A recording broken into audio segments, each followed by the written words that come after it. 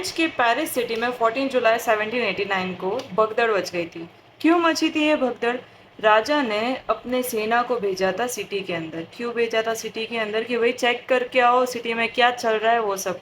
But rumours फैलने लगी, ऐसी अफवाह फैलने लगी, ऐसी र्यूमर्स फैलने लगी कि राजा ने ना ऑर्डर दिया ट्रूप्स को ओपन फायर करने के लिए। जलियांवाला बाग याद है ना?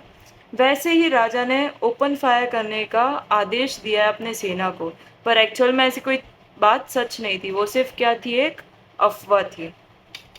तो इस चीज़ के रेस्पॉन्स में 7,000 लोगों ने एक मिलिशिया बनाई, जनसेना बनाई। और अब देखो, राजा अगर हम पे वार करेगा तो हमें हमारी बचाव के लिए कुछ तो तैयार रखना पड़ेगा। तो 7,000 लोगों ने 7,000 लोग इकट्ठा होके आर्म्स आर्म्स मतलब हथियार ढूंढने की खोज करने लगे। अब ये जो मिलिशिया थी वो बेस्टाइल फोर्ट में एंटर हुई। क्यों एंटर हुई? उनको लगा कि इस फोर्ट के अंदर ज़रूर कुछ ना कुछ बंदूकें, हथियार, गोला बारूद कुछ ना कुछ तो होगा।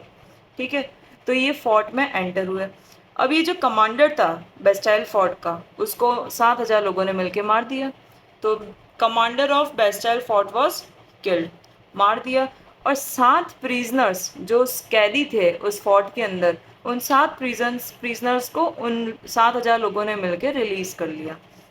अब बेस्टाइल जो था ना, उधर ही क्यों गए थे लोग? पहला तो वहाँ पे बहुत सारी आर्म फोर्स होने का मतलब बहुत सारे बंदूक, गोला बारूद होने के चांसेस थे।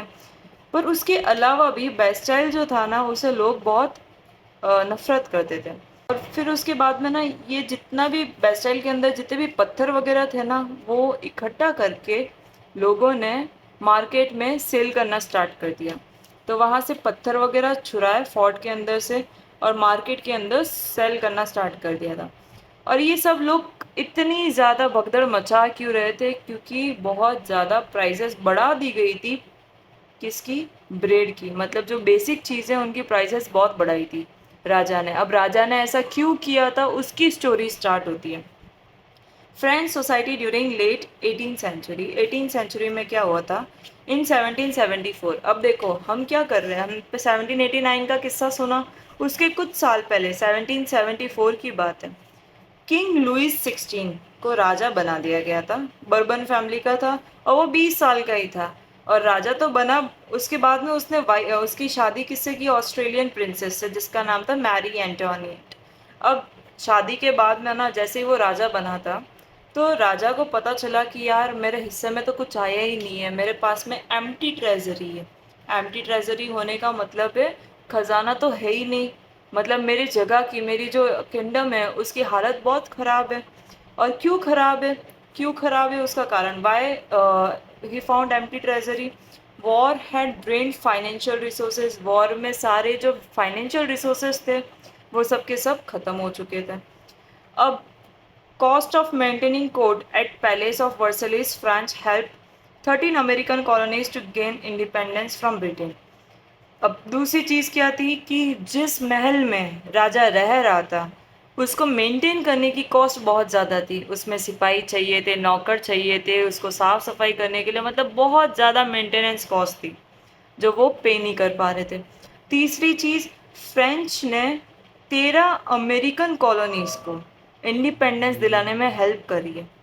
किससे इंडिपेंडेंस दिलाने में? ब्रिटेन से। ब्रिटेन जो था ना, वो 13 अमेरिकन कॉलोनीज़ और फ्रेंच का दुश्मन था। तो सबसे उसको फ्री करने के लिए फ्रेंच ने हेल्प करी थी और उसके चक्कर में उसके रिसोर्सेस और कम हो गए। Helping colonies at a depth of more than 1 billion लिब्रो। अब ये जो हेल्प कर रहा था, इसके चक्कर में 1 बिलियन लिब्रो का और नुकसान हो गया था। देर वॉज ऑलरेडी डेप्ट ऑफ 2 बिलियन लिब्रो। दो तो थे ही, 2 बिलियन लिब्रो का नुकसान तो था ही पहले से, ऊपर से 1 बिलियन लिब्रो का नुकसान और हो गया था। Money leaders asked king to pay 10%। अब जहाँ से भी मनी लेंडर्स थे, मतलब फ्रेंच को जहाँ जहाँ से लोन मिला था, और वो मनी लेंडर्स क्या बोल रहे थे? चलो भाई पैसा तो ले लिया है, अब हमें 10% इंटरेस्ट भी पे कर दो। मतलब जितना पैसा आपने लिया है उसके साथ में 10% का इंटरेस्ट भी हमें चाहिए। ठीक है, तो अब राजा क्या करते? राजा ने कुछ सोल्यूशन के बारे में सोचा। तो सबसे पहली चीज़ उसने क्या डिसाइड की कि एक काम करते हैं, मैं तो अकेला पे नहीं कर पाऊंगा, तो एक टैक्स बढ़ा देता हूँ, सबसे पहली चीज़। दूसरी चीज़, French society in 18th century was divided into 3 state. अब पहले ना फ्रेंच सोसाइटी जो थी वो 3 स्टेट्स में डिवाइडेड थी। पहली स्टेट को बोला जाता था क्लर्जी। क्या बोला जाता था? क्लर्जी। अब क्लर्जी कौन थे? जो चर्च के अंदर काम करते थे, people who work in church. दूसरे थे नोबेलिटी। तो ये 3 स्टेट कौन से थे, ये याद रखना है, क्लर्जी, नोबेलिटी, और फिर लास्ट आता है small peasants, landless labourers, servants, peasants, artisans, big businessman. ये सारे थर्ड स्टेट में आते थे। नोबिलिटी का मतलब होता है राजा और उसके फैमिली के लोग, सब नोबिलिटी में आते हैं, ठीक है। अब एक्चुअल में होता क्या था, farmers were 90% of entire population. उस टाइम पे फार्मर्स जो थे ना वो टोटल कितने थे? 90% थे। बट कुछ लोगों के पास में ही ज़मीनें थी ओन्ड। अब देखो, जितनी भी ज़मीन थी वो 60% लैंड ओन्ड कौन करता था? Owned by nobles, church, rich members, third state के लोग या नोबल्स या चर्च के लोग ओन करते थे, फार्मर्स नहीं कर पाते थे, ठीक है। All taxes were paid by third state. पर सारा टैक्स कौन पे करता था? सारा टैक्स पे करता था थर्ड स्टेट के लोग। फर्स्ट और सेकंड स्टेट के लोगों को प्रिविलेजेस मिली हुई थी। प्रिविलेजेस कैसे कि भाई आप टैक्स पे मत करो, कोई दिक्कत नहीं है, आप राजा के लोग हो, क्लर्जी आप चर्च के लोग हो, धार्मिक टैक्स वगैरह। मतलब थर्ड स्टेट के लोगों को, क्लर्जी को भी टैक्स देना पड़ता था, गवर्नमेंट को भी, मतलब राजा को भी टैक्स देना पड़ता था, ठीक है। अब 10% of crop production was offered by farmers to the church. अब 10%, जितना भी, मान लो एक फार्मर जो है वो 100 यूनिट प्रोड्यूस कर रहा है, तो 100 में से 10 यूनिट चर्च को देनी पड़ती थी धार्मिक टैक्स के नाम पे, जिसे तिथि बोला जाता था, ठीक है। तो तिथि क्या होती है? Tithe is known as tax paid to church, ठीक है। तो ये 10% किसको पे करना पड़ता था? चर्च को। फ्यूडियल ड्यूज, फ्यूडियल ड्यूज का मतलब क्या होता है? Obligatory payment made by lower social classes to higher social classes. मतलब कुछ पेमेंट करना पड़ता था। तो ये जो भी फ्यूडियल ड्यूज थे वह पेड बाय पीसेंट्स, उससे पीसेंट्स को पे करना पड़ता था। Peasants have to render services to lord. अब पीसेंट्स को देखो, खेतीबाड़ी भी करनी है, फ्यूडियल ड्यूज भी पे करना है, तिथि भी देनी है, मतलब धार्मिक टैक्स भी देना है चर्च के लोगों को, और साथ ही लॉर्ड को render services to lord. Lord मतलब राजा, राजा को सर्विसेज भी प्रोवाइड करनी है, उनके घर पे जाके काम भी करना है, आर्मी में भी सर्विंग करनी है, मतलब आर्मी की भी हेल्प करनी है, to work in this house, to serve in army. तो ये सारी चीज़ें सर्विसेज प्रोवाइड करनी पड़ती थी किसको? पीसेंट्स को। अब पीसेंट्स अकेले क्या क्या काम करेंगे? थर्ड स्टेट हैज़ टू पे डायरेक्ट टैक्स कॉल्ड टेल। तिथि तो पे करनी है, साथ में एक डायरेक्ट टैक्स भी पे करना है, ठीक है। तो सोच लो पीसेंट या फिर थर्ड स्टेट के सर पे कितना बोझ होगा। इसी बीच द स्ट्रगल टू सर्वाइव। पहले के टाइम पे पॉपुलेशन 1715 में 2.3 करोड़ पॉपुलेशन थी, पर 1789 में पॉपुलेशन बढ़ के कितनी हो जाती है? 2.8 करोड़। मतलब पॉपुलेशन बढ़ रही है। अब increase in population led to increase in demand for food grains. Population बढ़ी, खाने की डिमांड भी क्या होगी? बढ़ेगी।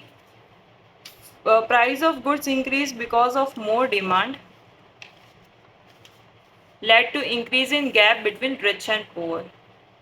अब देखो, प्राइजेस ऑफ गुड्स बढ़ी, डिमांड भी बढ़ी, जिसकी वजह से रिच और पुअर के बीच में एक वेरिएशन आना स्टार्ट हुआ, एक गैप होना स्टार्ट हो गया, जिसकी वजह से सबसिस्टेंस क्राइसिंग स्टार्ट हो गई थी। अब सबसिस्टेंस क्राइसिस होता है क्या है? वे people are not able to obtain basic needs. रोटी, कपड़ा, मकान जैसी बेसिक चीज़ें भी नॉर्मल लोगों के पास में नहीं होती है, उसे बोला जाता है सबसिस्टेंस क्राइसिस, ठीक है। तो सबसिस्टेंस क्राइसिस में लोगों के पास में बेसिक नीड्स भी नहीं होती है। तो ये सारी चीज़ें, पॉपुलेशन का बढ़ना, डिमांड का बढ़ना और सप्लाई कम होने की वजह से क्या हुआ था? सबसिस्टेंस क्राइसिस स्टार्ट हो गया था। जैसे जैसे टाइम बीतता गया, the third state become educated. अब थर्ड स्टेट को पता चलने लगा कि यार ये तो गलत हो रहा है हमारे साथ में, हम तिथि भी पे कर रहे हैं, हम टेल भी पे कर रहे हैं, हम लॉर्ड को सर्व भी कर रहे हैं, हम फ्यूडल ड्यूज भी पे कर रहे हैं, हम क्या क्या चीज़ें कर रहे हैं। हम एजुकेटेड है, हम ये सब चीज़ें सहन नहीं कर सकते, हमें आवाज़ उठानी पड़ेगी। तो फिर because of education they believe that the rights of people should not be privilege by birth. क्योंकि हमने थर्ड स्टेट में जन्म लिया है, इसका मतलब ये नहीं है कि ये सारी बाय बर्थ हमें प्रिविलेजेस नहीं मिले और फर्स्ट और सेकंड स्टेट को प्रिविलेजेस मिले। ये चीज़ गलत है। हमको भी प्रिविलेजेस मिलनी चाहिए अगर हमारे पास में इतनी कैपेसिटी है तो ये चीज़ उनको गलत लगने लगी। This philosophies were put forward by philosophers. Third state के लोगों के बीच में कुछ फिलोसोफर्स भी थे जिन्होंने लोगों को इन्फ्लुएंस किया, जैसे कि जॉन लॉक।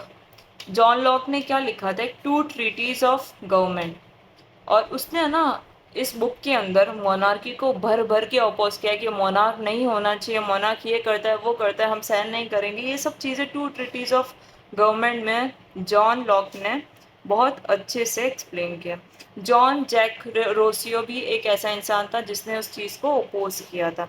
मतलब उसने लोगों को इन्फ्लुएंस किया था, फिलोसॉफीज दे के, अपनी राय दे के लोगों को बताया था कि भाई हम थर्ड स्टेट के लोग ये सब चीज़ें सहन नहीं करेंगे, हमें भी आज़ादी चाहिए। तो ये आपका फर्स्ट पार्ट है